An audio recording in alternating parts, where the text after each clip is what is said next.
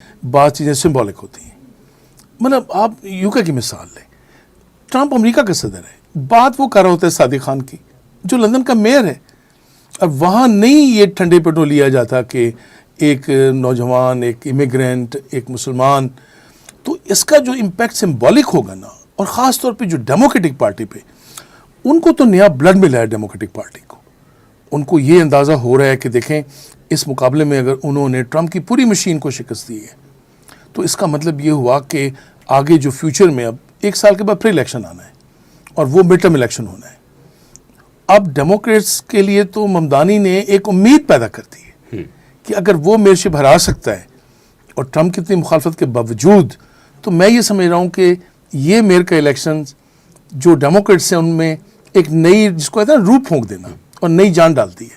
اس سے بڑا امپیکٹ کیا ہوگا, یہ ایک ایسی پارٹی جو ابھی اپوزیشن میں ہے وہ یہ خواب دیکھنے لگی ہے کہ وہ اگلے آنے والے الیکشن میں, اس وقت سینٹ بھی ریپبلکن کے پاس ہے, ہاؤس بھی ان کے پاس ہے, وہ یہ گمان کر رہے ہیں کہ دونوں لے لیں گے. دیکھیں سمبولک ویلیو ہے, ریئل چینج کا چانس کتنا ہے؟ دیکھیں ایک سب سے بڑی بات یہ کہ جو ممدانی کہتے رہے ہیں وہاں پہ خاص طور پہ ہر لیڈر یہ بات کرتا ہے کہ جی وہ کوئی ٹیکس کٹ کرے گا, یا جیسے اس نے ابھی تقریر میں بھی کہا.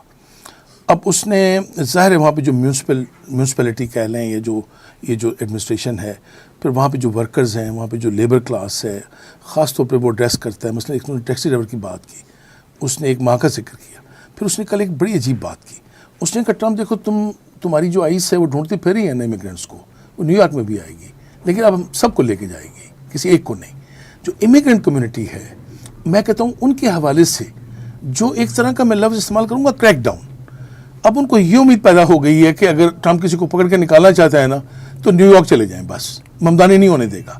اب یہ کتنی اہم بات ہے. اتنے اختیارات ہوتے ہیں میئر کے پاس. میئر دیکھیں وہاں پہ 2 طرح کی, میئر قانون سازی کر سکتا ہے, میئر کے پاس پالیسی سازی کا اختیار ہے. وہاں 3 طرح کی حکومتیں ہیں امریکہ میں. ایک ان کی فیڈرل گورنمنٹ ہے, ایک ان کی ریاستوں کی حکومتیں ہیں, اور تیسری قسم ہے ان کی لوکل گورنمنٹس کی.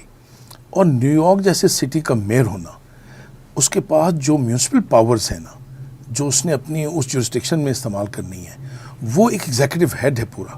پھر اس کی اپنی ایک کونسل ہوگی, پھر اس کی اپنی ایک اسمبلی ہے, اور جتنے معاملہ جس کو آپ کہنا چاہیے, میں اگر یوں ایک آپ کو مثال دوں, ڈاکٹر صاحب وہاں پہ جو انکم ٹیکس ہے نا وہ فیڈرل گورنمنٹ اکٹھا کرتی ہے.